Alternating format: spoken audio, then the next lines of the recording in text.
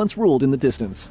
Just a year ago, he'd controlled more of Europe than any man since the height of the Roman Empire. As the Emperor of France, he'd conquered nearly the entire continent. But now, his empire was reduced to 2 tiny Mediterranean islands, his subjects little more than goats and fishermen. It had taken the combined forces of literally every European nation and a major assist from Mother Nature before Napoleon was finally defeated in the War of the Sixth Coalition. To prevent him from becoming a martyr, the great powers chose to exile Napoleon to the tiny island of Elba to live out the rest of his days. He'd be cut off from his people, and he would be given the ultimate punishment for a man of such ambition. He would be forced to helplessly watch as Europe moved on without him.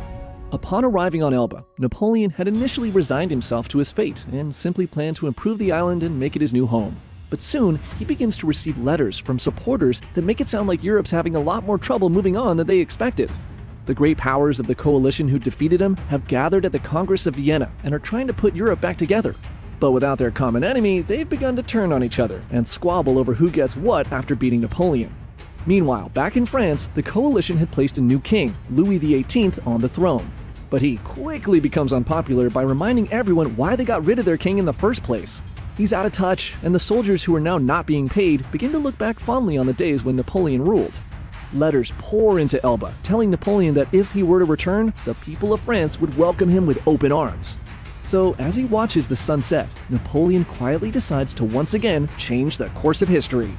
He orders the repair of his ship, the Inconstant, and in the dark of night on Sunday, February 26, 1815, Napoleon and 1,000 of his most loyal soldiers leave Elba and set sail for the European coast. The Corsican monster, the nightmare that had terrorized Europe for nearly 2 decades, is en route back to France.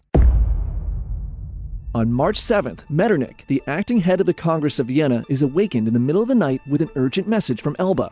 Upon hearing the report, a chill runs down his spine. Napoleon is missing.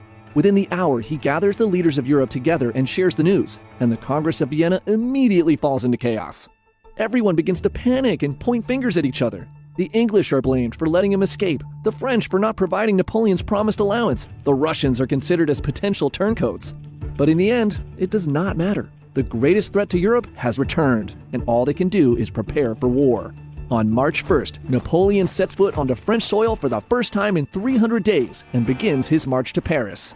The king orders the 5th Regiment to find Napoleon and stop him, using lethal force if necessary.